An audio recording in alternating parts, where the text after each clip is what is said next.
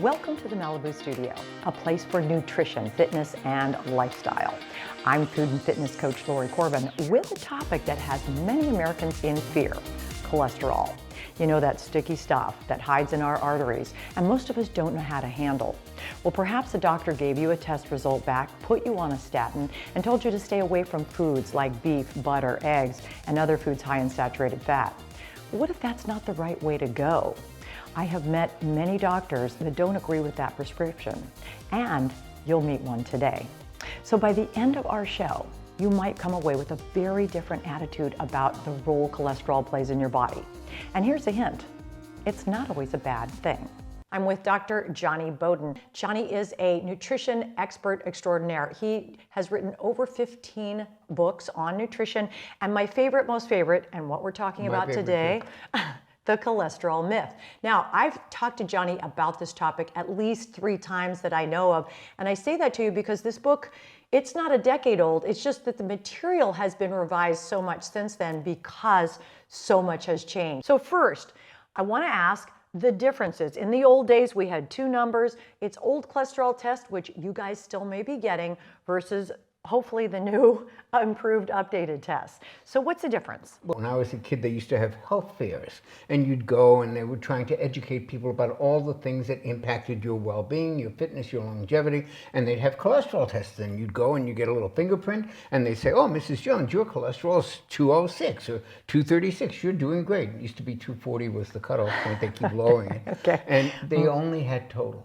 And then as they got a little more sophisticated and started measuring, they realized that cholesterol travels in 2 different kinds of containers. One of them is called high density lipoprotein, and the other is called a low density. And all that means, folks, is that if you put it in water, the low density ones the high density ones will sink, and the low density ones will float to the top. So they distinguished these 2 types of carriers, HDL and LDL. That was great for 1963. Okay. We now know that cholesterol travels in a multitude of different kinds of lipoproteins. They come in different sizes. They come in, there's 2A and 2B and little a and big. There's just a lot of different types of lipoproteins. And the shift and the emphasis has now become in functional medicine and modern medicine, and medicine, what Peter Attia calls medicine 3.0 as opposed to 2.0, we now know that all that stuff matters. And to put cholesterol or lipoproteins into 2 simplistic classes, good and bad, it's like using a flip phone in the days of the iPhone 14. Right. So it's not just, you guys have heard you've got good HDL or you've got bad LDL. And that's kind of what Jonny was talking about. He's kind of making the association of the cholesterol itself sits in what we would say a boat. Okay. So That's now there's exactly what we say. many the different lipoprotein's the boat and the cholesterol's the cargo. Right. And we have been focused so on the cargo that we have ignored the thing that really causes heart disease, which are the lipoproteins. It's the boat. It's the boat. If you're running a marina and you want to avoid boat accidents, what do you want to know? What they're carrying or how many boats are in the water? Right. You want to know how many boats are in the water because that's the traffic jam. And when there's a lot of boats, one of them's more likely to crash. Yeah. And that's exactly the situation we're in with. We want to know how many lipoproteins you have in circulation, and we want to know their size. I see. Why do we want to know their size? Some of them are like tennis balls. Some of them are like golf balls. The tennis balls are cardiac neutral. They don't do any harm, they're not any good, they're just not likely to get caught in little spaces. But those nasty little golf balls, they are the ones that tend to be atherogenic, they get inflamed, they get oxidized, they begin the process of plaque formation. So we would like to know that stuff. You don't know that from good and bad cholesterol. I see. And so many of you people probably have had your blood done, and your doctor comes back to you and either says you've got a good HDL, but your LDL is really high, and we're going to put you on a statin most likely and send you home with what to eat. Total cholesterol has as much to do with your risk for heart disease as your hair color. Phew. So we do not care about total cholesterol. We do care about HDL and LDL, but there is a more sophisticated way to look at these things and to look at the risk factors involved. We're not going to tell you, hey, go get your blood test and let's look, but rather let's look at why you may or may not be concerned about one particular number, right? So in your world, you actually were telling me yourself you had a point where you thought you had a cholesterol, in a sense, scare. My normal good and bad cholesterol are a cardiologist's dream. My LDL's under 100. My total cholesterol's like 160. They were fine numbers until I got the particle test, the one that says, let's look under the hood. And that showed a very different picture. I see. I had a medium to high number of lipoproteins. It's high risk. They were of the small, nasty kind that tends to get caught in the endothelial wall and the arteries, forming plaque. This was not a good picture, and it was completely obscured by the good and bad cholesterol test, which essentially turned out, in my case, to be worthless. Now, I do want to say, in fighting this conventional wisdom over the years, many people have attributed to me the view that LDL doesn't matter at all and statins are always bad. That's not what I believe. We should still pay attention to LDL, but it's one tiny piece of the overall picture. It isn't the whole story at all. If you have high LDL, but most of it is the big fluffy kind, you're not in that much trouble. But if you have lower LDL, but it's all the nasty kind, you are in trouble. So you can't just go by LDL. I see. We have been told since the 1980s information that even the people who told us knew wasn't true, which is that you can eat all the cholesterol you want unless you have a very rare genetic condition called familial hypercholesterolemia. Yes. Which is a very serious condition, and it runs in families and it's genetic. Unless you have that, you can eat all the eggs you want. It will not really affect your blood cholesterol. So eating cholesterol is nothing. And if I'm not mistaken, isn't it because your body expects a certain amount of cholesterol each day? So whether you manufacture it yourself or whether you eat it. So in other words, if we eat it, then the body says, yeah, okay, I'm not going to make as much today because you just gave me eggs, right? That's exactly right. Cool. 80% of the cholesterol in your bloodstream is made in your body, and if you don't eat enough, it will make more, and if you eat too much, it will make less, and it will keep it right where it's supposed to be. I see. Okay. So eating cholesterol never was an issue. Okay. So perhaps a larger concern right now, instead of our cholesterol number, is what?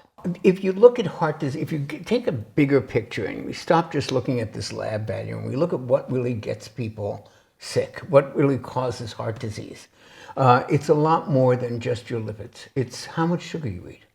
We found in our revision of this, when we went back and looked at the research and we said, you know, cholesterol, it's just not the whole story, but we weren't quite sure what was. In 2020, when we went back and rewrote this, we started really looking at the research, and we found that the thing that predicts heart disease, as well as anything else, if not better, is insulin resistance, which is also known as prediabetes, which 88% of Americans have some degree of, and nobody's talking about that. They're just talking about their cholesterol numbers. You would find it hard-pressed to believe that a scientist would maybe fudge information, or maybe just, you know, you would find it write it creatively. More of a believer. Right, we would write it creatively because of a lobbyist, such as the Sugar Association or whatever. But honestly, this is accurate from what I understand. It was published in the New England Journal of Medicine or JAMA, Journal of American Medical Association. Don't know which one, but they uncovered papers from the sugar industry who paid researchers such as Mark Hexted at Harvard University and many others to do research to cause people to doubt that sugar had anything to do with it and to find ways to blame it on fat. And that was done. That's been documented. Gary Taubes wrote about it. It's been in the paper. Endless references to this. Yes. And it was in a major journal. Yes. But what's surprising, guys, which really, this is the part that upsets me, it's now been in the paper. And I think they were paid something like $6,000 in those days. It'd be like $50,000 now. But it was right? Enough too. Right, enough, yes. But here's the thing.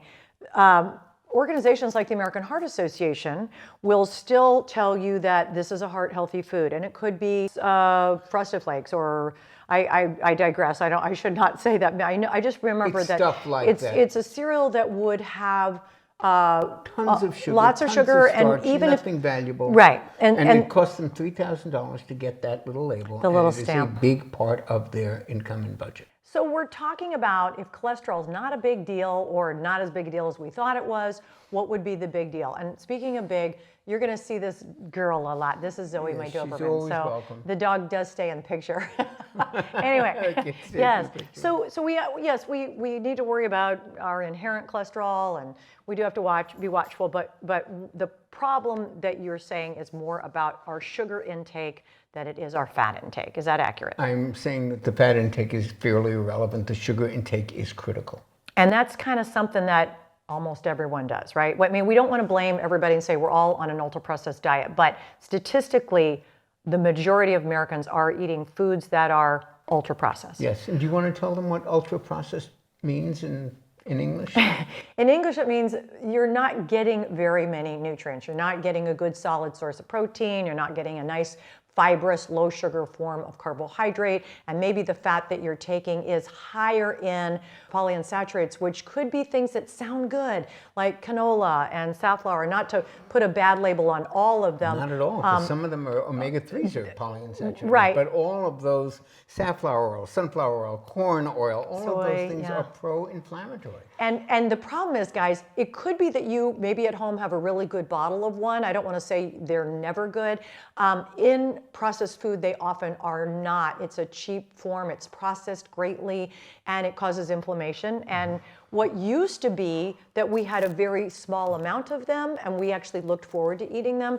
Now it's 25 to 1 or something to that effect, right? The ratio of omega-6 to omega-3, we don't want to get too technical, but you need both. You need both. But you need them in a 1-to-1 ratio. We consume about 16 times more of the pro-inflammatory corn oil, soybean oil, safflower oil, canola oil, sunflower oil. It's about 16 times more than we do omega-3s. So if you looked at an ingredient list, it's not don't buy it because it has that, but just know in your day, in your week, in your meals, are you seeing those oils all the time and rarely seeing extra virgin cold pressed olive oil or almond or not almond, what's avocado? Yeah. Some of those are highly suggested, yes. Anyway, that's what ultra processed is. And that's They're very convenient. Yes. They taste great, and they have virtually no nutrition, and they all raise your blood sugar and send you on an inevitable path to insulin resistance and prediabetes. So they might taste super good, by the way, but offering you That's the problem. Yeah, They do taste great. Right. If you say food is information, look at that label. If you are label reading and saying, what am I literally getting here? What is my body going to get out of this other than awesome taste?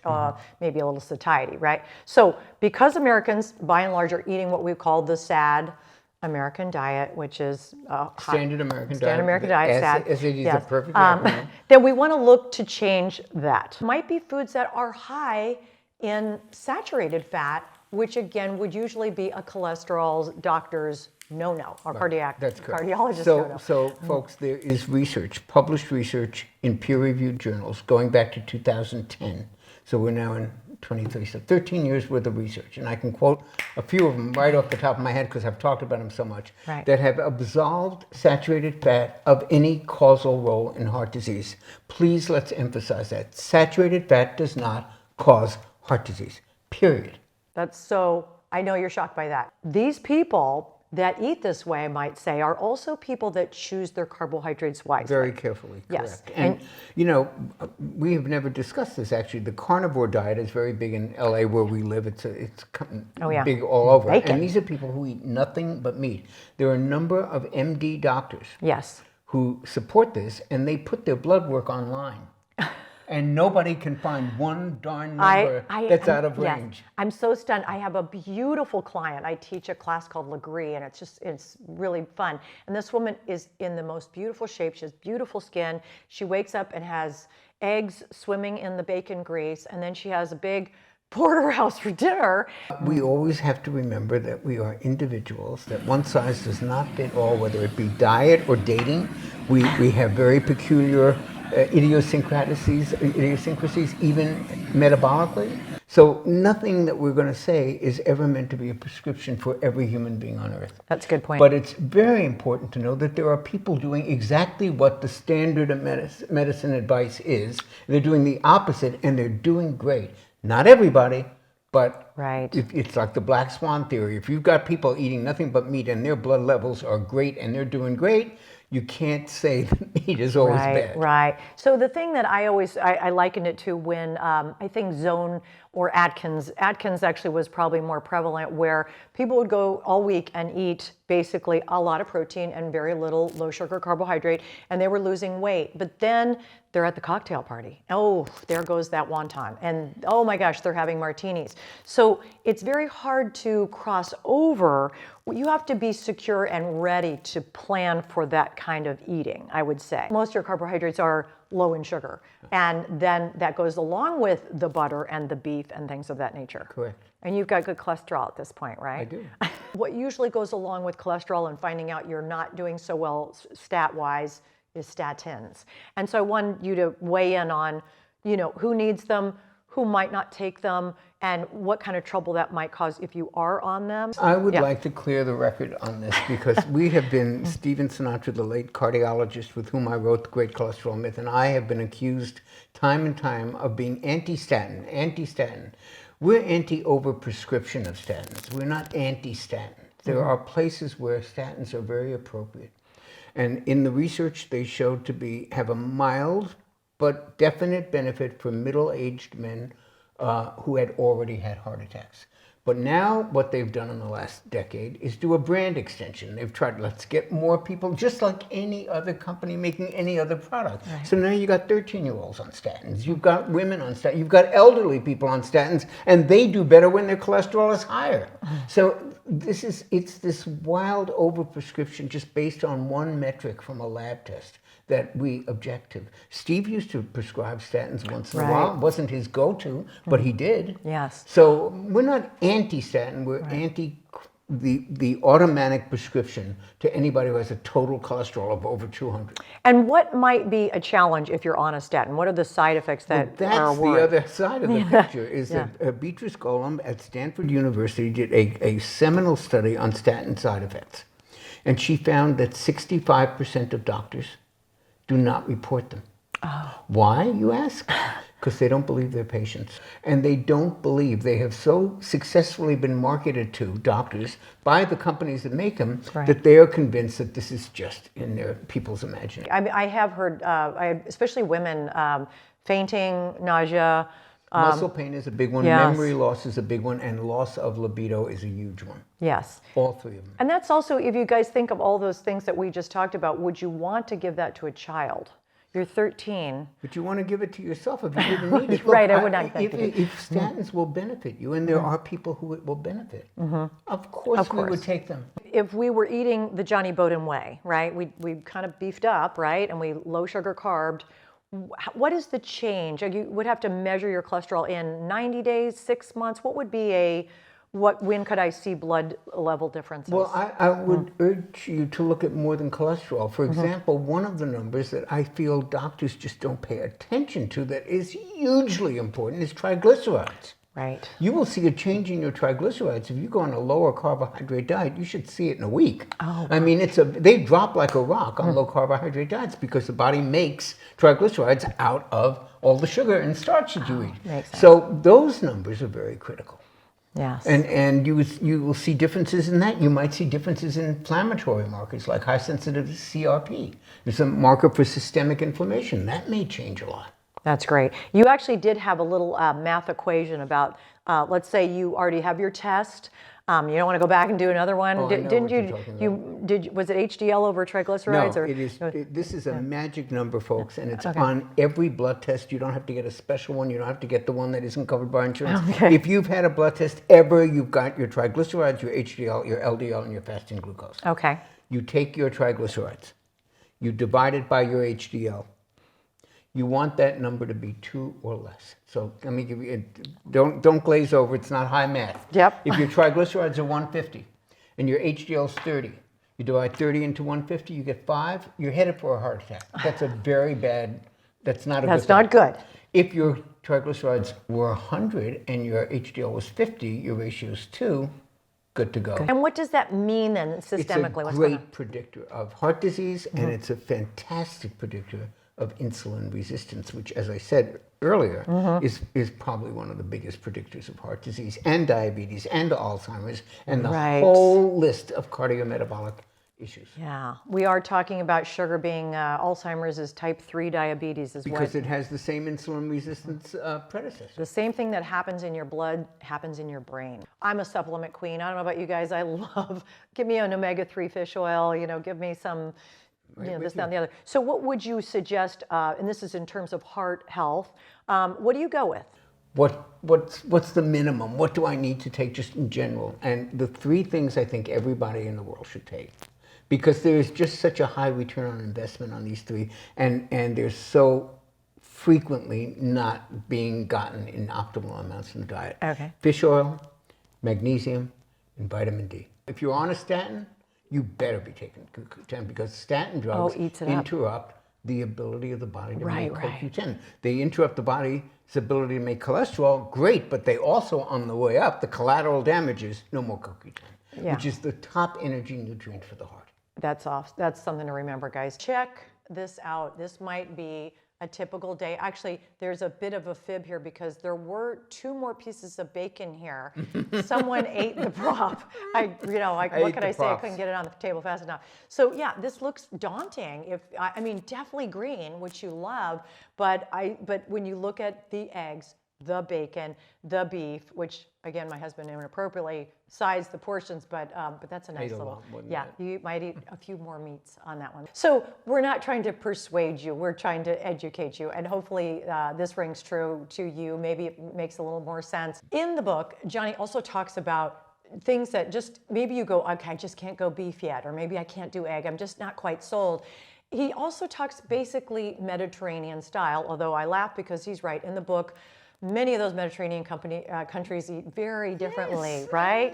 They don't all. They're still talking about the Mediterranean. 22 countries in the border of the Mediterranean. Yes. And they're as different as Turkey and Israel and Greece, and they don't all eat the same. Right. And I actually, when we did this book, I went online. I asked the great Google what the most popular restaurant in this country and that country, and I looked at their menus. They all have meat on them. All of them. So there you go. Thanks for joining us, everyone. I hope you appreciate this. I hope you love this information. Jonny is on @JonnyBowden on Instagram. That's Jonny Bowden. And I'm @LoriCorbinTV for the Malibu Studios. So please let us know that you appreciate it or what you like more of. And we hope to see you again real soon.